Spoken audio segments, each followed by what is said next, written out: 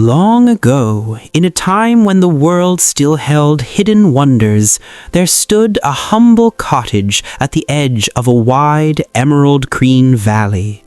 Here lived a graceful, hard-working widow and her only son, a cheerful boy named Jack.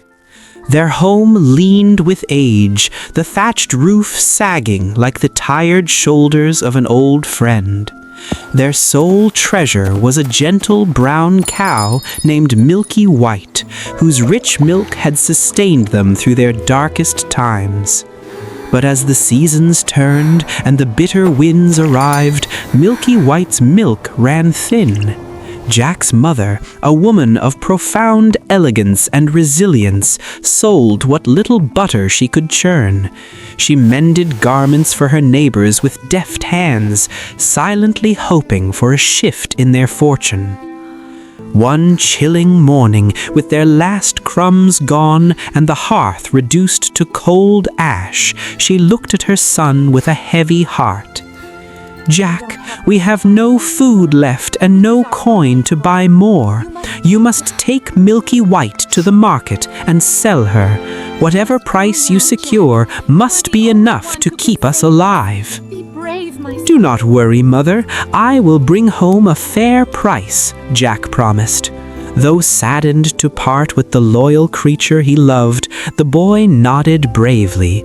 He kissed his mother's cheek, took Milky White's rope, and set off down the winding lane toward the village. The sun was at its peak when Jack reached a bend in the road shaded by the sprawling canopy of ancient oak trees. Stepping from the shadows was a mysterious, mature traveler with twinkling eyes, wrapped in an elegant deep green cloak. "Good day, young traveler. That is a fine cow you have there," the man noted, his voice carrying the quiet weight of old secrets. Jack explained his desperate errand. The regal stranger stroked his beard thoughtfully. "So you seek gold for her, I suppose? Enough to buy food for your mother and yourself?" "Yes, sir," replied Jack. The man reached into his cloak and produced 5 shimmering objects. "These are no ordinary beans. Plant them tonight, and by morning you will see wonders beyond imagination. Their worth is far greater than any earthly coin. You must trust in what grows unseen." Jack hesitated. He was young, curious, and half-starved for adventure. The stranger's elegant confidence was magnetic. After a long, thoughtful pause, Jack handed over Milky White's rope, carefully tucking the 5 magic beans into his pocket. When Jack returned home, his mother stood waiting gracefully at the door. "Tell me everything, son. Did you manage to sell her?" "Look, mother, magic beans!" Jack exclaimed. "They will grow overnight into something wonderful." The elegant woman's face fell. "Oh, Jack, what foolishness is this?" Trembling with a mix of anger and absolute despair, she seized the beans and tossed them out the open window. "You have traded our very last hope for nonsense. Now we will surely perish." Jack tried to comfort his devastated mother, but she turned away, weeping quietly by the dying fire. That night, Jack crept into bed, a heavy blanket of sorrow and shame wrapped around him as the echo of her tears filled the small room. Dawn broke with a brilliant golden glow. A strange, luminous green light shimmered against Jack's window pane. He rubbed his sleepy eyes and gasped. Outside, where the scattered beans had fallen, stood a towering beanstalk. It was as thick as the trunk of an ancient redwood, rising impossibly high into the clouds. Its grand leaves gleamed like polished emerald glass, and its spiraling vines vanished entirely into the misty, wondrous heavens above. Jack's heart leapt in his chest. "Mother, come quickly! The beans were truly magic!" His mother rushed to the window, her eyes wide. "Do not go climbing such nonsense, Jack. It is far too dangerous." Yet Jack's innate curiosity burned far brighter than his fear. He gripped the first sturdy vine, placed his foot upon a resplendent leaf the size of a dining platter, and began to ascend. Higher and higher he climbed, passing through drifting silver mists and cool breezes that smelled of rain and endless sky. Flocks of birds circled far beneath him, their wings reduced to mere specks. The world below shrank until the familiar fields and cottages turned into a beautiful patchwork quilt of color.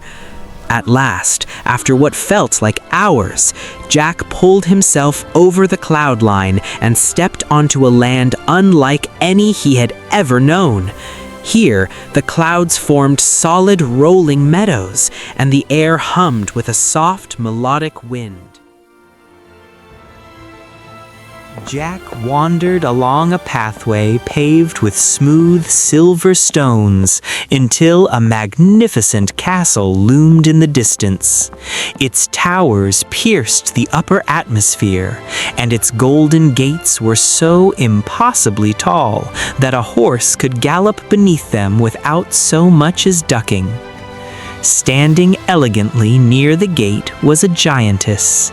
She was a mature, regal woman of colossal stature, possessing kind, ancient eyes and arms strong enough to uproot a grand oak tree.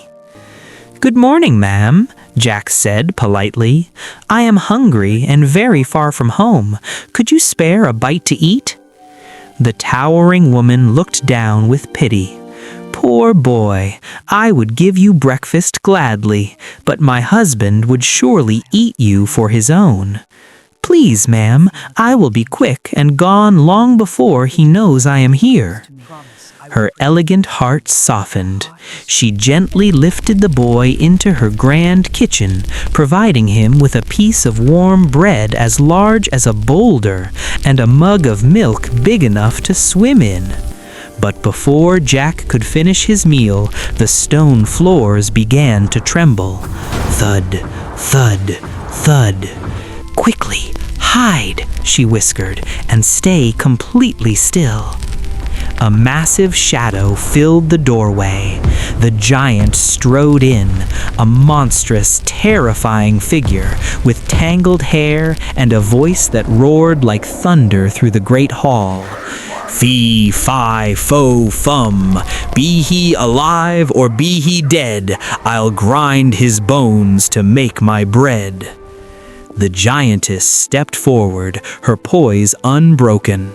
"You smell nothing but the open wind, dear. You have been hunting far too long." The giant snorted and sat heavily at his massive table. He dropped a sprawling sack of gold coins, which clinked together like heavy raindrops of metal.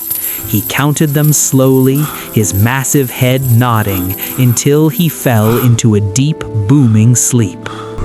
When the giant's snores shook the chandeliers, Jack crept from his hiding spot.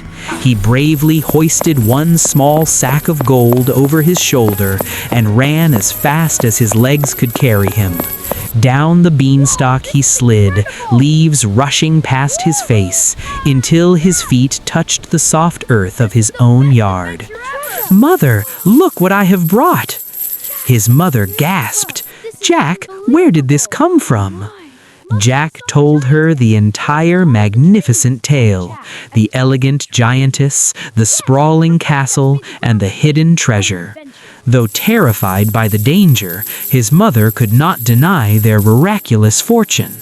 For a long time they lived in beautiful comfort, filling their pantry and restoring their cottage to a state of dignified grace.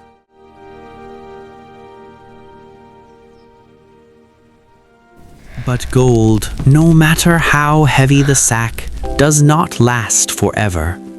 When the final coin was spent, Jack looked up at the towering beanstalk swaying beautifully in the sunlight. "Please, Jack, do not go," his mother pleaded. It is far too dangerous.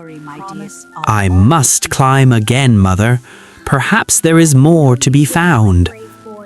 Jack ascended the emerald staircase once more, pushing through the cold winds until he reached the silver-paved clouds. At the castle gates, the regal giantess frowned down at him. "You again," she sighed. "If my husband finds you this time, he will show no mercy." But Jack's earnest charm melted her reluctance. She carefully hid the boy inside a giant copper pot. Soon, the terrifying footsteps returned. "Fee, fi, fo, fum, I smell the blood of an Englishman." "You are dreaming again," the elegant giantess dismissed smoothly. "Sit and eat your breakfast." When his meal was finished, the giant barked, "Bring me my hen." The giantess placed a plump, pristine white hen upon the table. Its feathers shone like pure satin. "Lay," commanded the giant. Instantly, the hen produced a solid golden egg, gleaming as brightly as the morning sun. Again and again, at the giant's command, another perfect golden egg rolled onto the table. Satisfied, the beast pushed the hen aside and soon drifted into a thunderous slumber. Jack waited for the deep snores, then slipped from the copper pot. He scooped up the marvelous hen and dashed for the door. The hen squawked once in surprise, then nestled calmly into his arms as he began his rapid descent down the great stalk. His mother was waiting at the bottom, her elegant hands wrung with worry. "Jack, are you safe?" When Jack set the hen down and spoke the magic word, a golden egg materialized before their very eyes. They wept tears of absolute joy, knowing they would never face the bitter cold of poverty again. Months passed in peace. Yet Jack's destiny was not quite fulfilled. He often found himself gazing at the colossal beanstalk, wondering what final marvels remained hidden in the sky. The giant hoards treasures that were meant to bring joy to the world. Jack told his mother one bright morning, "I will climb just one last time." "You have tempted fate enough, my brave son," she warned gently. But Jack kissed her hand, promising to return safely, and began his final ascent. When the giantess saw him for the third time, she was astonished. "Foolish boy, if he catches you now, there is no saving you." "Only one more look, I swear it," Jack pleaded. Reluctantly, she concealed him deep within the castle pantry. Moments later, the very walls shook as the giant returned, roaring his terrible rhyme. "Fee, fi, fo, fum, be he alive or be he dead, I'll grind his bones to make my bread." After eating his fill, the giant bellowed, "Bring me my harp." The giantess brought forth a breathtaking golden harp, its strings gleaming like captured starlight. "Sing," the giant ordered. The harp began to play entirely on its own, its voice a soft, beautiful, but deeply sorrowful melody. "Master, I long to be free," it whispered in a haunting tone. The magical music was so soothing that the giant was asleep in mere moments. Jack crept from the shadows and gently lifted the magnificent instrument, but as he turned toward the door, the enchanted harp cried out in alarm. "Master, help me! A thief! Stop this wretched boy!" The giant's eyes snapped open. With a roar of pure fury, he lunged across the room. Jack bolted out the grand doors, sprinting down the silver path toward the cloud's edge. The giant's monstrous, thunderous footsteps cracked the very sky behind him. Jack threw himself onto the beanstalk, sliding and dropping from vine to vine, clutching the golden harp tightly to his chest. Above him, the giant began to climb down, his immense weight making the great plant groan and sway violently. "Mother!" Jack screamed as the ground came into view. "Mother, quickly, fetch the axe!" His mother, pale but fiercely resolute, ran from the elegant cottage, wielding the heavy iron axe. She handed it to Jack the moment his feet hit the grass. With every ounce of his strength, Jack swung the blade into the massive emerald trunk. Thwack! He swung again. Thwack! With a deafening crack that echoed like a lightning strike, the great beanstalk splintered and split. The giant let out one final terrified bellow as he plummeted from the heavens, crashing into the distant mountains far away from the valley. When the dust finally settled, nothing remained of the stalk but a shower of shimmering, shattered leaves and a profound, peaceful silence.